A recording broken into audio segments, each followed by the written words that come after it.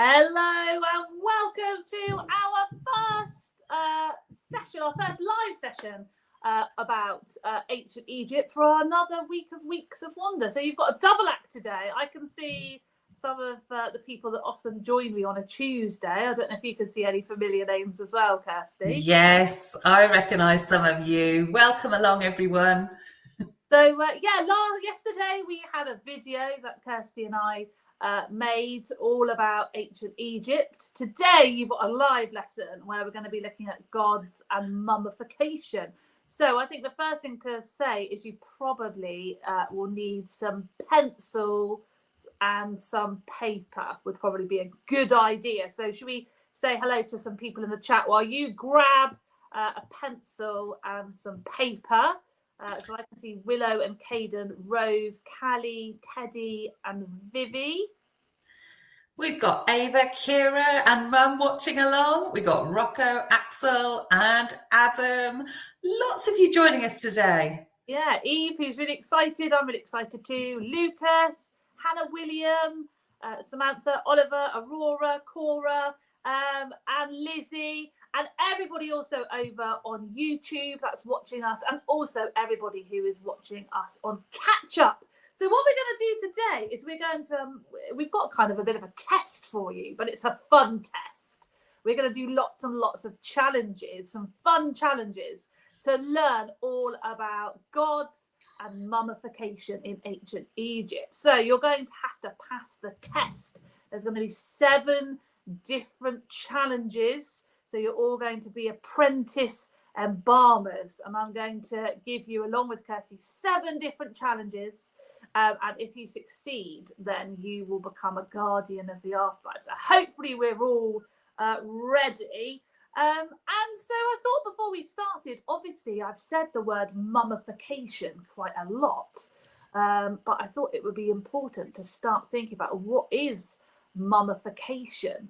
So when somebody died in ancient Egypt, they believed that it was really important to preserve that person's body for the afterlife. So when we talk about mummification, we talk about that process of preserving the body, preparing that person for burial.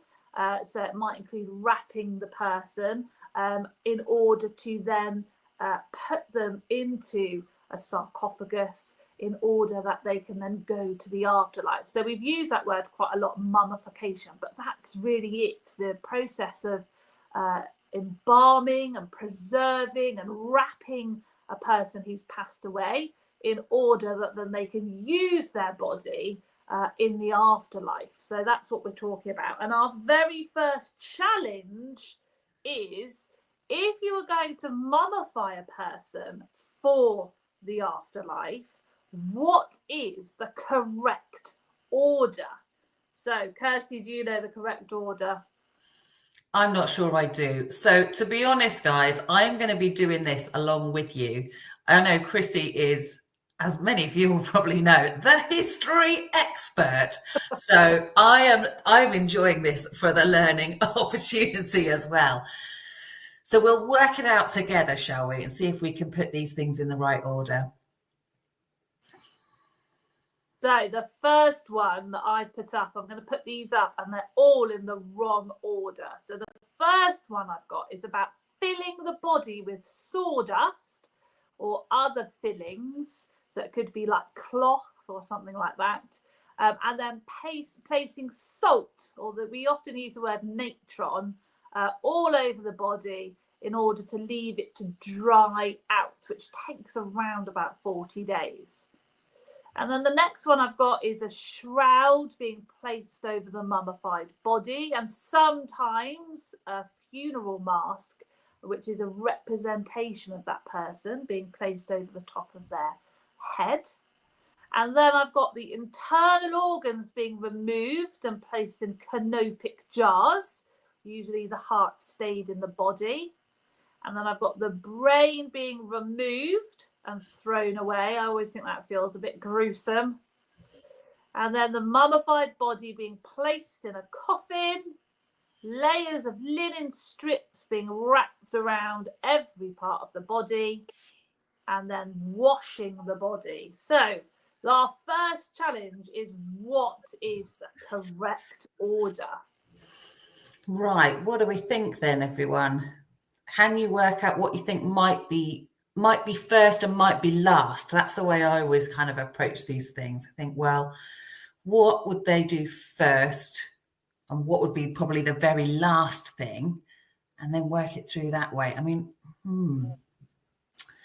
my feeling is they probably wouldn't. Well, I think putting the shroud over the mummified body, over the head and the shoulders, that's got to be quite near the end. They can't remove the brain after they've done that. So that orders those two things. What do you think? We've got some chat going on. Anikwa thinks washing the body must be the first thing. I think you might be right there, Anikwa. Lots of people saying washing the body. Lots agreeing with you. We're thinking number 2 could be to remove the brain. You're right, Chrissy. It does sound so gruesome, doesn't it? It really does. It makes me feel a bit funny in my nose, because obviously one of the ways they would have done it is to put a hook up your nose. It actually makes me feel a bit sort of, my nose almost sore. Does that make sense? Yes.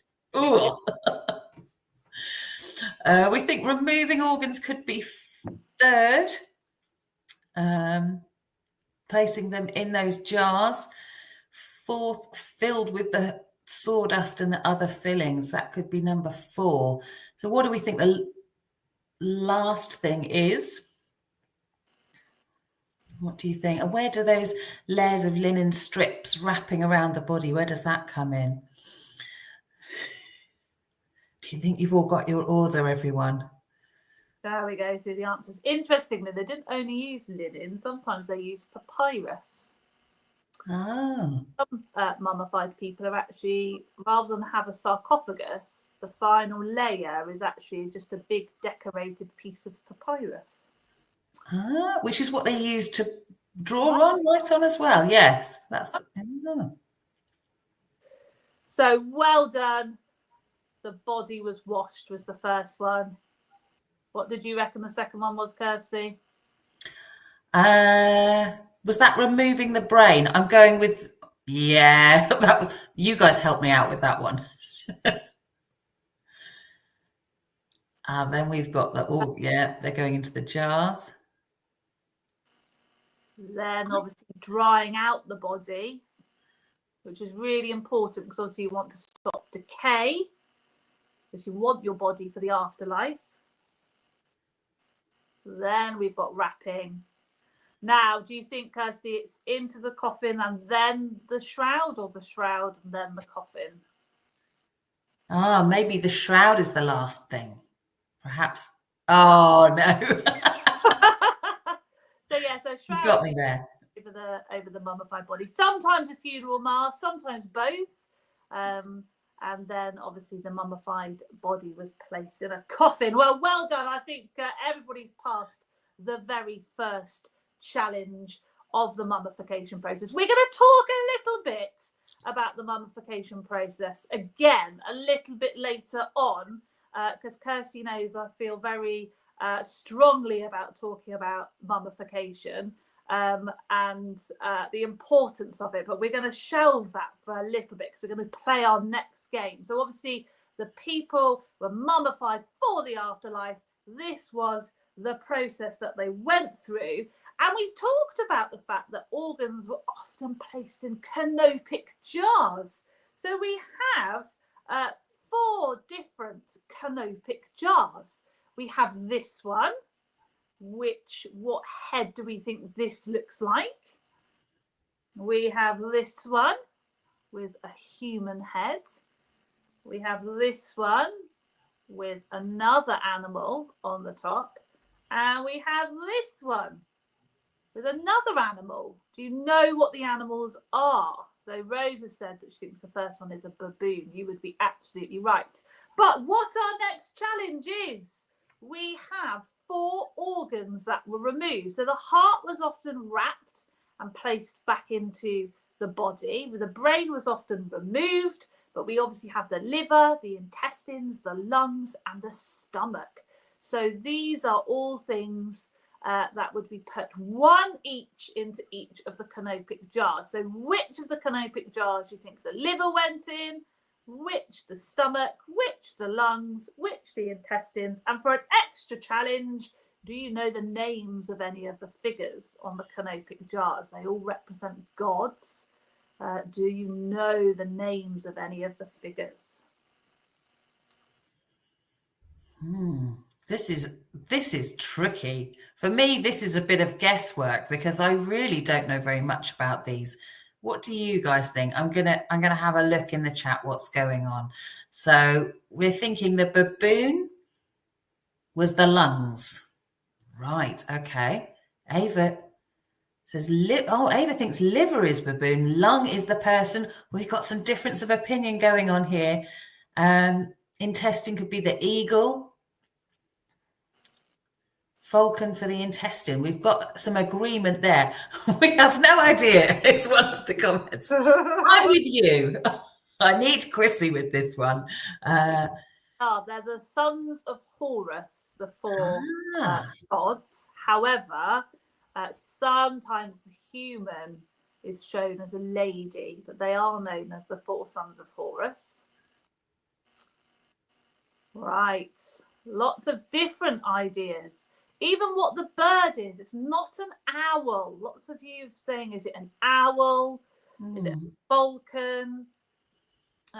Lots of different things about the bird, which is a good one as well. So we're going to go through them. Let's see if we got them right.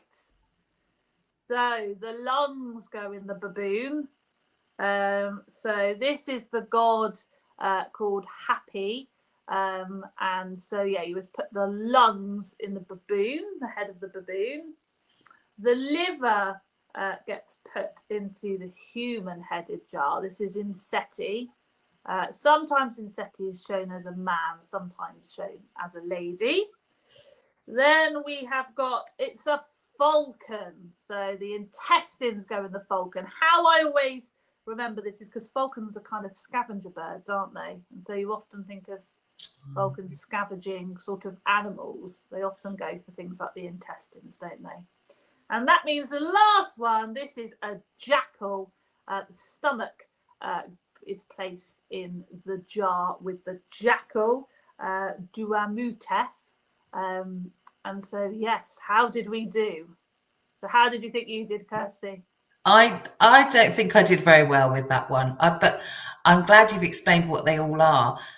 So it was a falcon. I think some of you got that in the chat, and even I saw Happy pop up as one of the names as well. You're doing great, guys. You're definitely passing that challenge, I think. So that's the second challenge. Rose and Violette got 1 out of 4, but it was a hard challenge. It was. Lots of you got at least one right. So I think most of you have been past that challenge. So we talked about the fact that the Egyptians wrapped the body carefully with layers of linen, and quite often as they were wrapping the body in layers of linen, they would either write or whisper magic spells. And the idea was that these would protect the person in the afterlife. And the spells often came from a very famous book known as the Book of the Dead, which was a book that was written in the Egyptian times about how to help people get to the afterlife through this process. And the people that would be wrapping the body would either write and then place written spells or whisper spells between the layers of the wrapping. And sometimes they would actually put little tiny, what we call amulets, but like little tiny precious things in between the wrapping. So our next challenge is, could you make up your own sacred spell to use? So I'm going to challenge Kirsty to think of a sacred spell. If you're really stuck, you could start it with Great Osiris, who would be the god that would help you to the afterlife. But what ideas do you have of your own sacred spell that you could use? I think as it's a magic spell, I think it leaves it really kind of open, doesn't it? Remember, they didn't know particularly what was ahead. They were preparing them for that afterlife, weren't they? In all sorts of ways. So I suppose if you could send them on their way with any sort of magic, you could wish for them to have a particular power in the afterlife, or a particular feeling, or to leave something behind that's been awful. So I suppose, yeah, I think I would definitely whisper some sort of magical power or something, to send them off so that they have an amazing afterlife, I think. Rose has got one. She's written in the chat. Great Osiris, abracadabra, send to the dead, please make them come back again. Well, yes, I suppose maybe they could wish for that. Yeah, and I think that's a really good one about leaving any sort of misfortune behind and looking forward to the afterlife, and that, you know, what the afterlife brings is something that is incredible, and that the person will live a great life in the afterlife. Has anybody else got any other spells? So mine were very much about guiding them safely, I think, to that afterlife. Thomas has said, can you help me levitate over all the monsters in the afterlife? Great magical power. Yeah. Again, it's like you said, Chrissy, isn't it? It's wishing someone that safety and that security as they move on. Absolutely. Well, obviously, I sometimes feel like I put people on the spot. You can think about making up your own spell later on if you're finding it a bit tricky. Marvin says, help them get to the afterlife. Yes, because it's not necessarily certain. You could do all of this process of mummifying and preserving somebody's body, but it's not necessarily, we're going to look a bit later, it's not necessarily a definite that you're going to reach the afterlife. So Aurora actually says that. Allow them to actually pass to the afterlife. Show the positive things that they've done. So it's very much like a positive wish to protect them into the afterlife. Well, I think you've definitely passed that challenge, Kirsty. Now, we've got our person who would be mummified, but obviously we would have to prepare a tomb for them. In order that we would place the body in a tomb. Often when bodies were placed in a tomb, because they believed they were going to an afterlife, they would place things in the tomb for that person to take to the afterlife.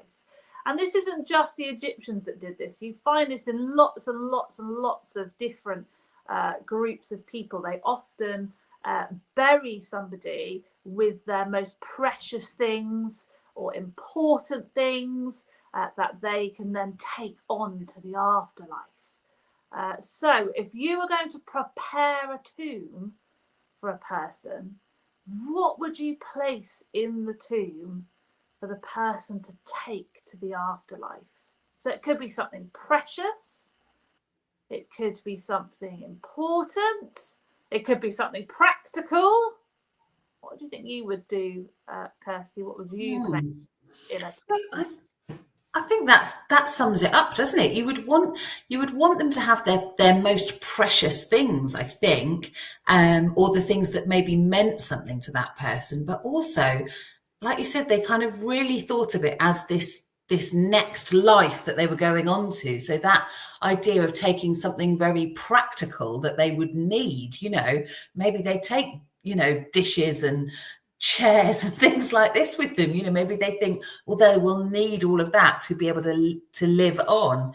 That's an interesting one, isn't it? I think something, again, that maybe keeps the person safe, maybe something to protect them, I might think of.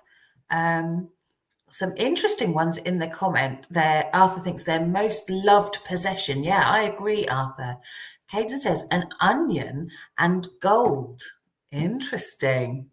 And I think, Caden, maybe you've said the onion because you've watched yesterday's video, perhaps.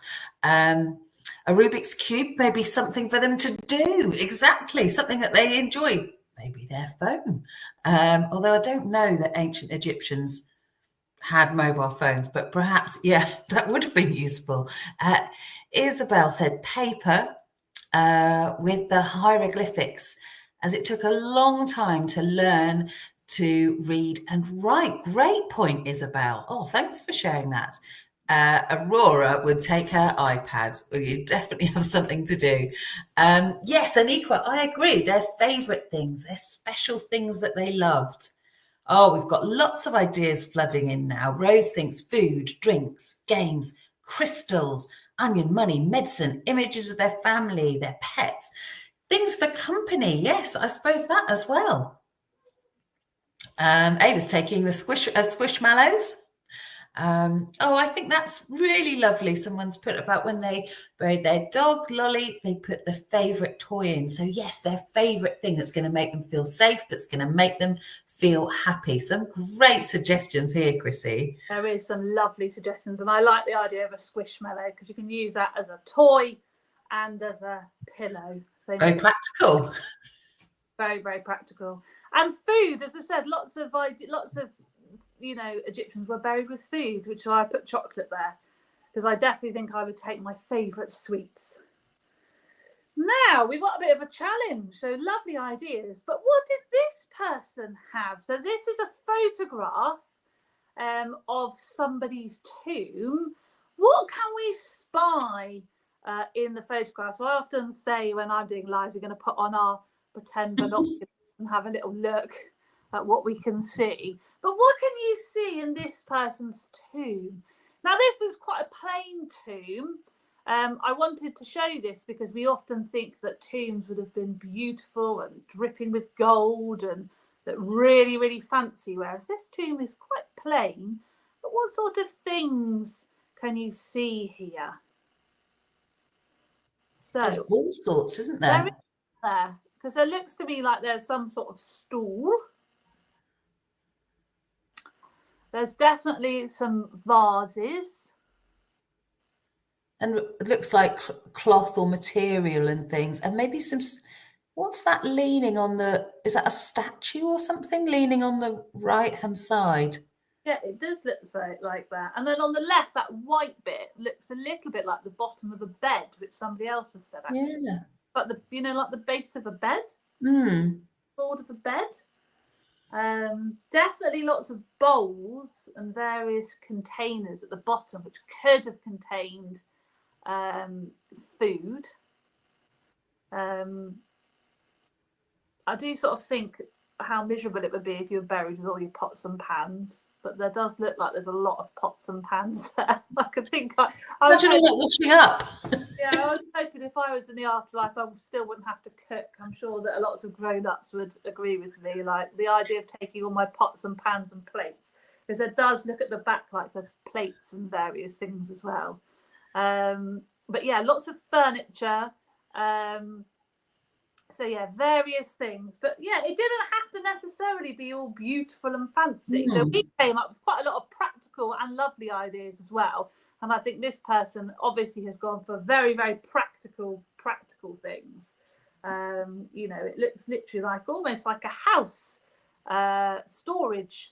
Yeah, it really does. I was really surprised. I'm really glad you've shown us this picture because it is surprising because my image, like you said, of a tomb is that gold and it's all quite sort of symmetrical and ornate and lots of precious things. So it's really interesting to see that actually it was a very practical purpose, this tomb, for for the afterlife. Absolutely. Now, one thing, because I was saying about all of the pots and pans and various things, one thing that was really, really popular to take were these little people. They're called shaptis. They're very, very small. They're only about this big. You often, if you go to a museum, that has an Egyptian collection, you often see shaptis. And shaptis are basically little tiny people. And the Egyptians believed that they would come alive and be and grow to sort of full-size people, and they could be your servants in the afterlife. So this idea of all these pots and pans and me thinking, well, I don't want to be cooking in the afterlife, I would definitely pack some Shaptis, and then these would come alive in the afterlife. They could then do the cooking for me, because they believe they would come alive and be real people. And in some tombs, there were hundreds and hundreds and hundreds of these, because people obviously were trying to, in the afterlife, make sure that they had lots and lots of people to look after them. But they are something that's quite famous. They often feature in Egyptian collections, and they're things I always look for if I go into a museum with a museum collection. They don't have to be blue either. They are sometimes are blue, but sometimes they're just little tiny pottery ones. But yeah, but I didn't see any of those in this picture. So this person obviously likes to cook, and hasn't put any Shaptis in. Ollie says he would take Shaptis from his favourite building blocks. That's a good idea. But yeah, I would definitely. Would you pack some Shaptis, Kirsty? Oh, definitely. And I suppose it's an opportunity, isn't it? If you haven't had lots of people running around doing things for you in this life, pack them all in so that you have a nice relaxing afterlife. Absolutely. Right, so we're going to play What is Behind the Jar. So we're going to think about other things that have been found in people's tombs. So what do we think this is? And why do we think it was packed into somebody's tomb?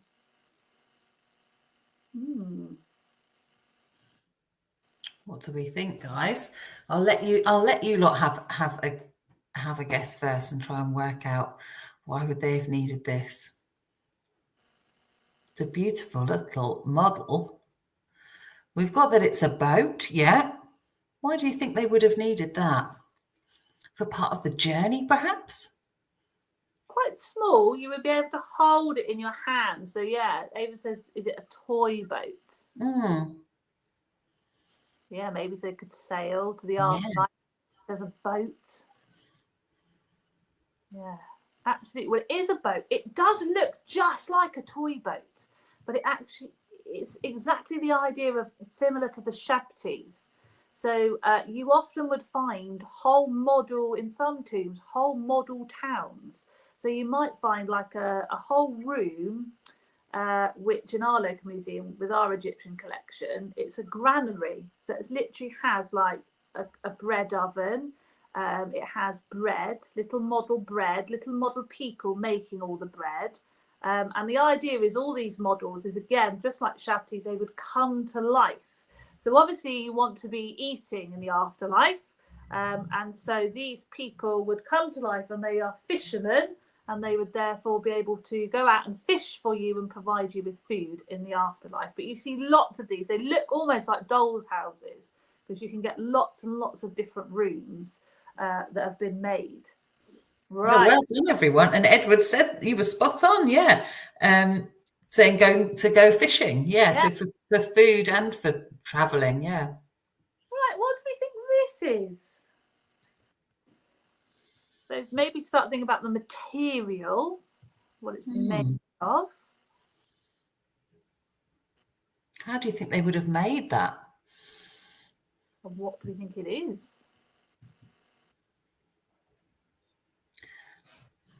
Do we think, how big do we think it is? Do we think it's a similar idea that this is going to grow?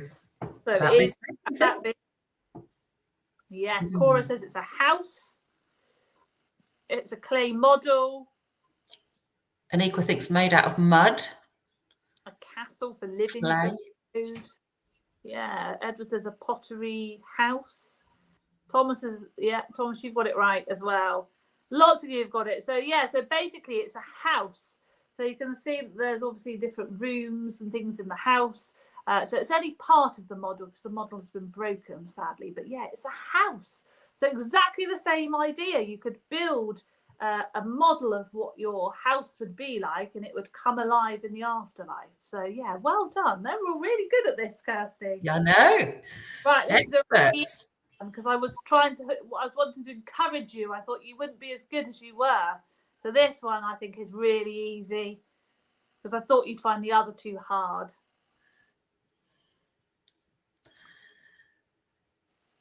So what's this one? Who can remember the name? Yes. So it's the jackal. I definitely can't remember what it. Oh, what was the jackal one called? Yes, Arthur and Tobias, but it is a canopic jar.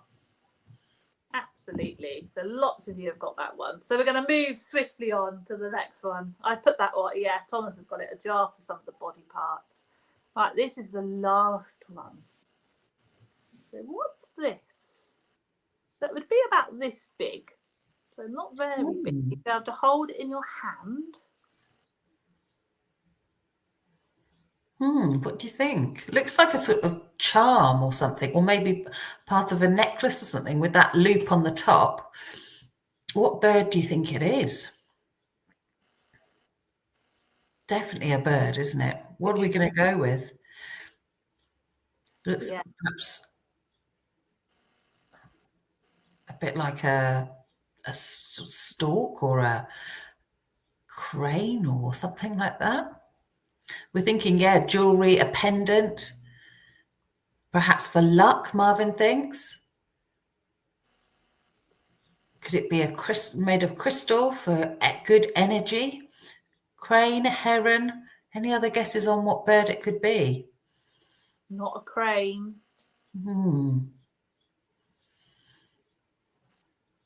Shall I tell you? Shall I put you out of your misery? I think you're going to have to tell us, Chrissy, yeah. So it's an ibis. It's a sacred ibis. But lots of you've got what it's like, what it's for. Lots of you have said an amulet or a charm. It does look a bit like a dodo, but it's an ibis. So do you remember I said that often they might put things like hang up things around their neck or put things in the wrappings? This is a charm from either some wrappings or it's been placed in a tomb. But again, yeah, absolutely an important object for somebody. Could help them into the afterlife. Yeah, it's a charm, which lots of you have got right. So I'm really, really impressed. That's pretty amazing. So well done. Yeah, amazing. So you've definitely passed that one. Now, if I was an apprentice embalmer, something that I would be absolutely rubbish at is decorating the tomb.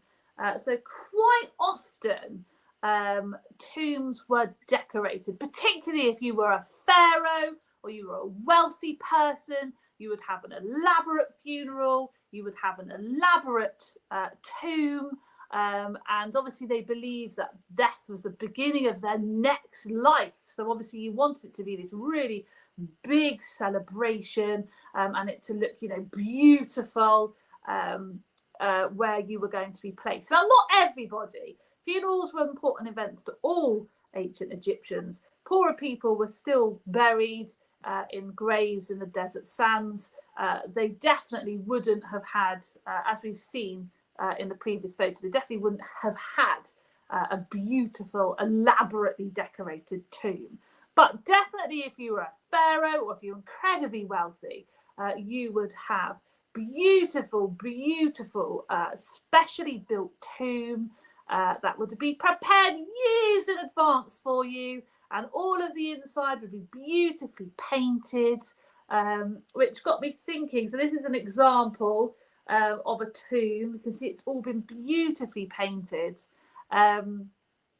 Another fun fact: do you know what they used? Well, as paint? Yeah, to make sure it was preserved. So they would have used various dyes and various things, but they mixed it with something particular. To make sure it was preserved. Is it something gross? Not really, but quite unusual. Is it sap or something like that? Or honey? Good idea, but it's not. It's egg.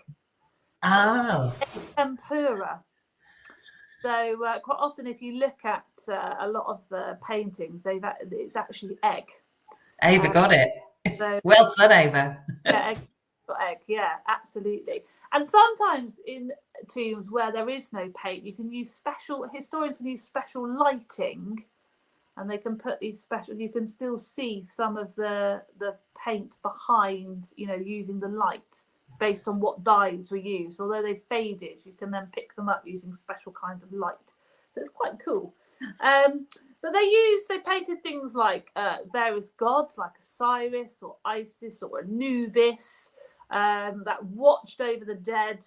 They often decorated the tomb with protective symbols.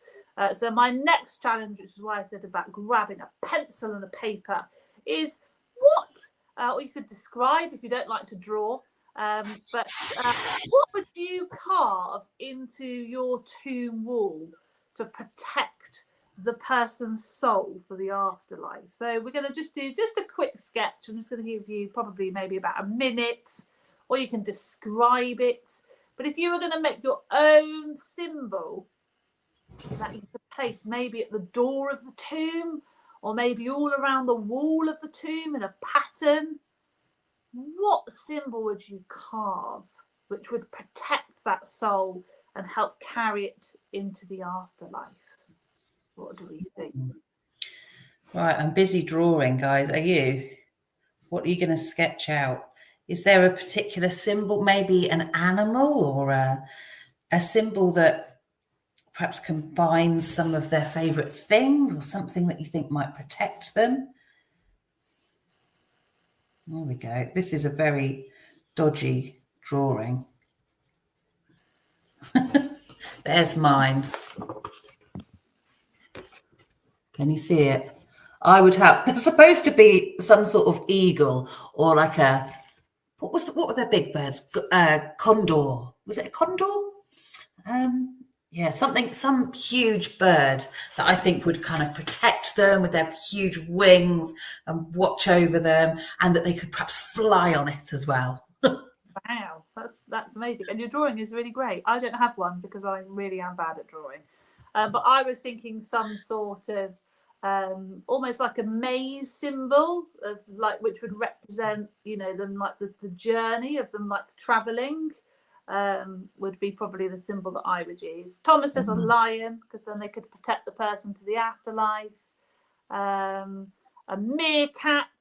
Adam says a love symbol. George would have a dog. Edward would have Anubis. That's a really good idea. Bailey would have a dog with a sword and a shield. I love that idea. Maybe you could have a go at actually properly designing it after the session, because these sound really great ideas. And Kirsty, I love your drawing. You are far more creative than me. Snake, that would be a cool idea. I think we've definitely Ava says hers is a sword. We definitely, I think, have passed that challenge. Okay, now challenge 6. So we're going to think a little bit further now. So we've prepared the body for the afterlife. We've prepared the tomb. We've said all of the spells. Now the body is going to travel to the afterlife. But before they can travel to the afterlife, the body and the person has to go through a special ceremony. Now I've got a picture here of what would happen. But what do you think is going on? What can you see here? It's an interesting picture. There's a lot going on, isn't there? Well, when Chrissy first showed me this picture, this rang a big bell in my mind way back from when I was little and was first learning some things about ancient Egypt. And I remembered this idea of the scales, and I couldn't remember what was being weighed on the scales, but I remember that it was something about whether this person had a good life, or was going to have good luck or bad luck. I remember this image, and I remember thinking that is it the jackal, in the centre there, was really quite scary. I remember being quite scared about this. Thomas, right, you're helping me out here. Thank you. Weighing the heart against the feather. So to see which, and Marvin says, weighing to see if you've done good things, and then you're allowed to go into the afterlife. To see if your heart was light, you would then have a good life.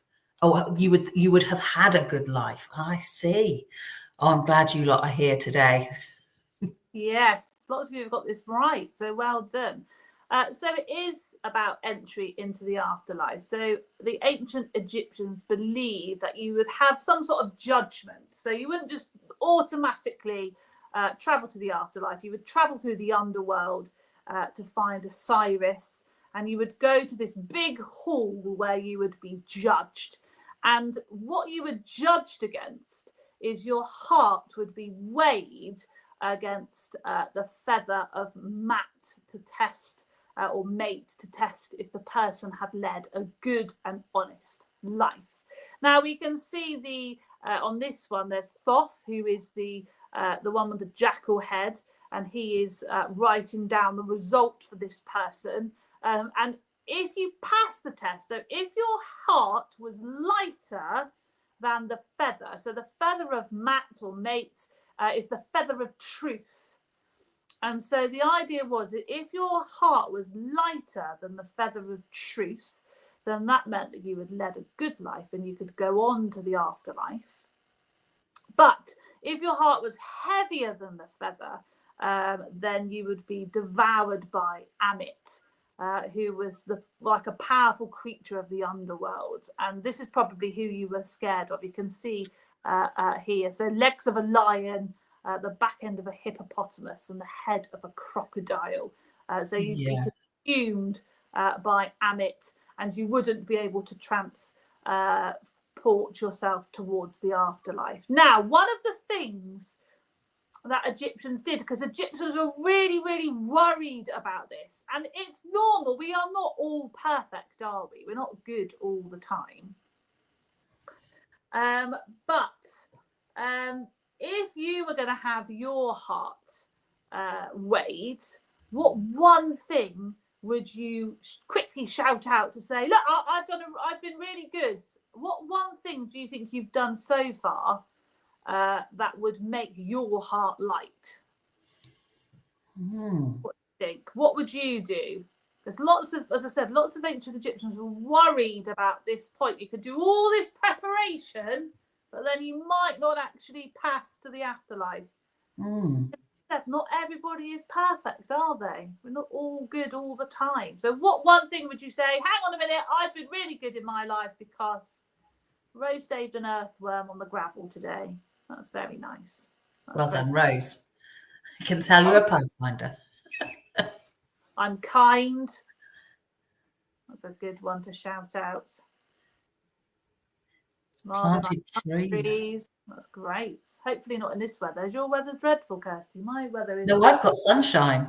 Oh, it's absolutely pouring with rain here. I've been kind to animals, Bailey says, and saved a bee. Oh, interesting question. Is this where, could this be where they're saying with a heavy heart comes from?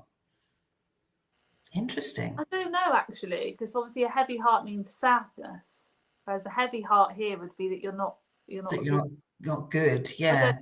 Look at the history of the heavy heart.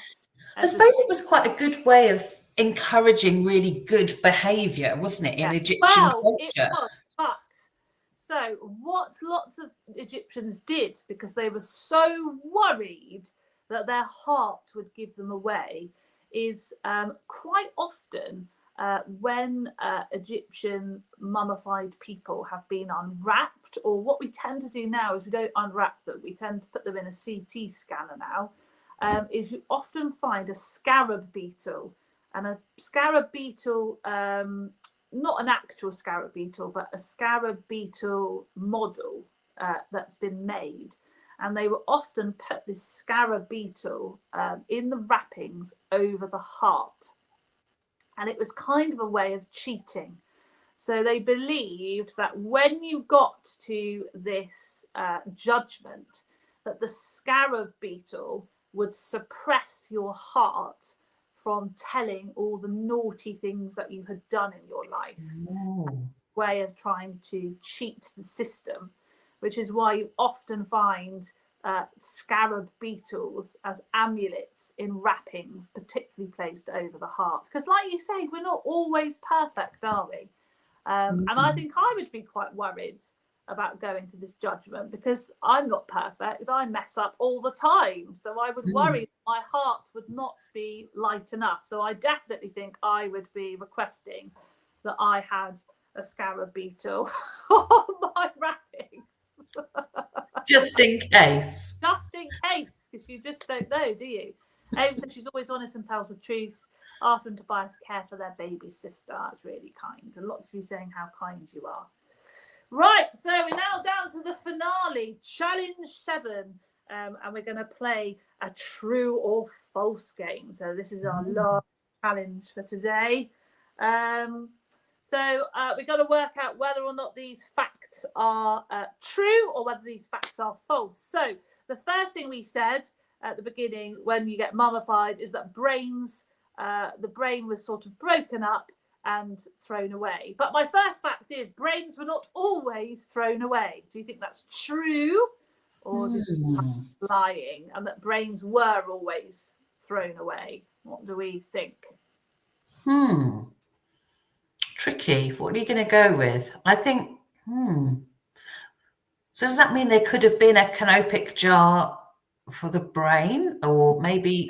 So it's definitely not a brain canopic jar. Right. I don't think that brains were particularly important. They thought that the heart was the important organ. Some of you are going for false. Some of you are going for true. I don't know. It's a tricky one. I think the fact you said we're not always, I mean, maybe something changed. Could that have happened? You know, so maybe... It's true. So you often read that brains were thrown away, that, you know, they were removed through the nose and thrown away. And it is true partly, but only in some periods. So this is where I'm going to get on my kind of thing about the Egyptians. So the Egyptians, the period of the Egyptians went on for thousands of years.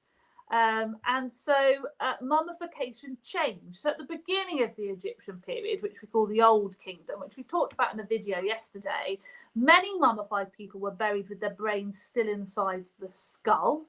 And then in later times, around the New Kingdom, they then did start to pull the brains out. But even later than that, sort of towards the end of the Egyptian period, then you rediscover brains still in the back of the head. And sometimes when they've looked, they've seen that there's been a cut in the back of the head and the brain has been removed through the back of the head.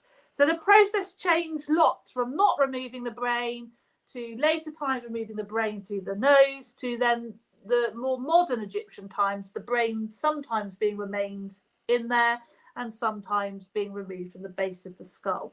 And it's kind of it really differs, and this idea is always changing. We've recently, as I said, discovered mummified people because we're CT scanning loads of them that we have around the world, and finding lots of brains still kept in the brain cavity. So yeah, not always thrown away. Canopic jars were an essential part of the embalming process. Canopic jars were an essential part of the embalming process. What do we think on this one then? Well, they seem pretty important. I suppose if they hadn't have had canopic jars, what would they have done with those organs? Is there an alternative, or would everyone have had their organs placed in these? What do you think, everyone? We're mostly going, I think, with true on this one. I'm kind of tempted to agree with you lot. I've just seen a question pop up at why was the brain seen as not important? Just because they didn't really know enough about organs and their process. The heart, I think, feels, because you can feel it pumping in your chest.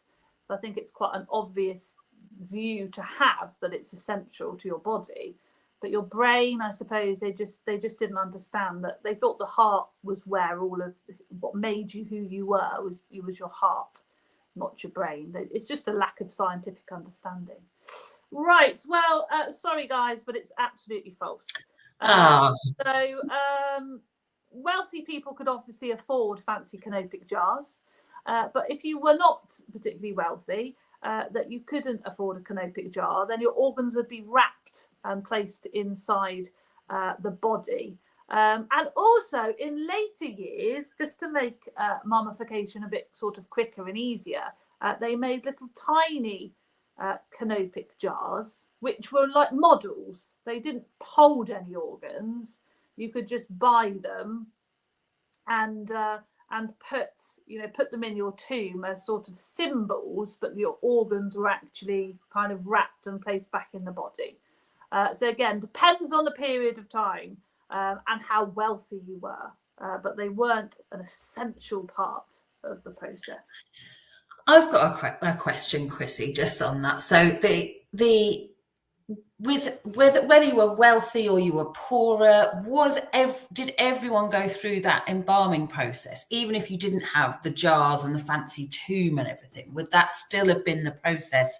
Removing the organs, would that still have happened? I'm going to come back to that question because I think that might be linked to one of our true false questions. You're jumping ahead. I need to remember for half term, but if it isn't, I will come back and answer that in a minute. Okay. Right, the next one. The overall process of embalming remained pretty similar throughout the time period. So drying the body with salt worked, so why change it? So this idea of drying the body and embalming. So embalming means sort of protecting the sort of outside of the body. Some people, I think, can still opt to be embalmed today. Lots of famous people through history have chosen to be embalmed, but it remained pretty similar. Drying out the body with salt, it worked, so why change it? What do we think? Well, I'm using what you said a moment ago about remember how long that time period is, and I think, well, if we're talking thousands of years, so about surely 3,000 years, the Egyptians. Surely in 3,000 years that process changed, or they found a better way to do it. I don't know. I'm tempted to say that it must have changed. I think most people are false. It is. And I think that's important. I think you said something really interesting yesterday, that we often lump the Egyptians in with, say, the Tudors or the Stuarts. We think of it as a period of time that lasted 50 years or 100 years, but we're talking about 3,000 years. So mummification was not static. It really, really did change. So at the beginning, they were just sort of dehydrating the body with salt. And then they developed this embalming process. So they often, as the period developed, they often extended the amount of time the body was being dried out for, because they worked out that 40 days was the exact, was almost the perfect amount of time. And then they often coated the body with like resin to sort of seal it, to make it almost like a glaze to stop the body from rotting. Sometimes they even, filled the body cavity with resin, and they kind of would have glued together the bandages so that the whole body would have been intact.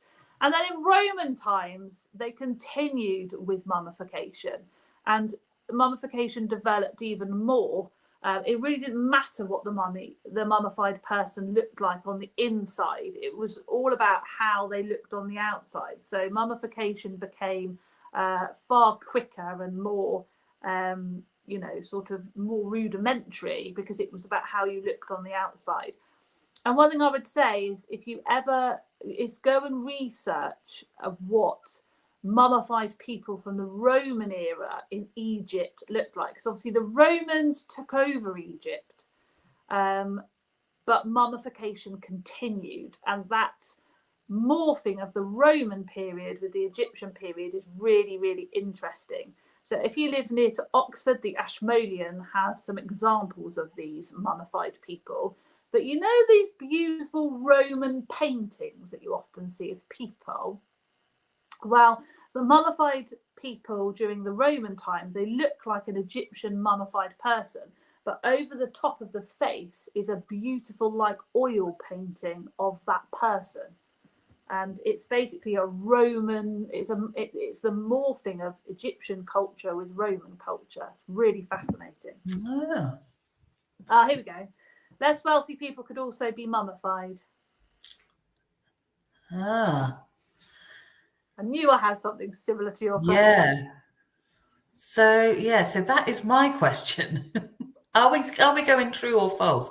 I think it seems so important, this process, that I think they must have found ways to do it even if they weren't wealthy. I think it must have been, it seems so much part of the culture. What you said earlier, Chrissy, about them planning their funeral and thinking about the afterlife, through their life. I think they must have, found ways to be mummified. I'm going with that's true. Final answer. It is true. And I think this is what a lot of people often think, that you had to be a pharaoh or properly rich or noble or a priest or a high-ranking official. And if you were wealthy, then mummification was a time-consuming process. And the sort of mummified people that we tend to see in museums are usually people who are wealthy people of rank. But mummification did happen for normal people, but it was often very different. It didn't. Sometimes you would argue it didn't really occur at all from a mummification perspective, because what often, if you were quite poor, is you were buried in the desert, and what that would do is it would actually naturally dehydrate your body and dry you out without any sort of expensive treatments. As you go through to the later dynasties, mummification does become cheaper, and so more people are, mummified via a process. And there are lots of cases where they've looked at, they've scanned mummified people and they've found broken noses and bits of organs left inside, and almost like botched jobs.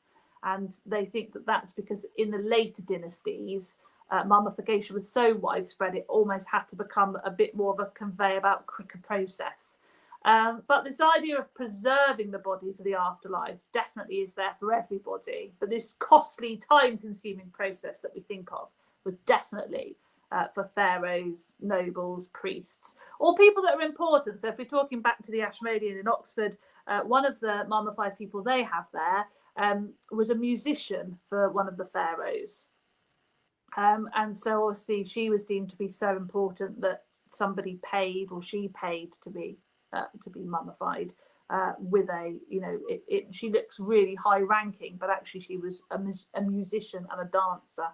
So you would have had the money for that. But less wealthy people could also be mummified.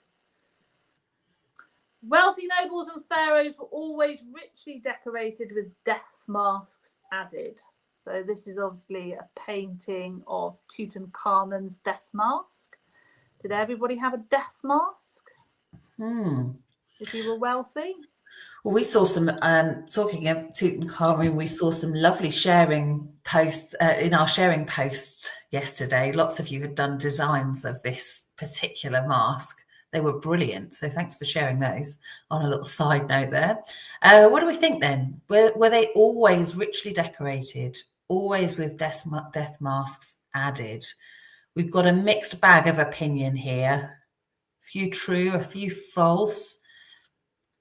Rose thinks no, they didn't always have that.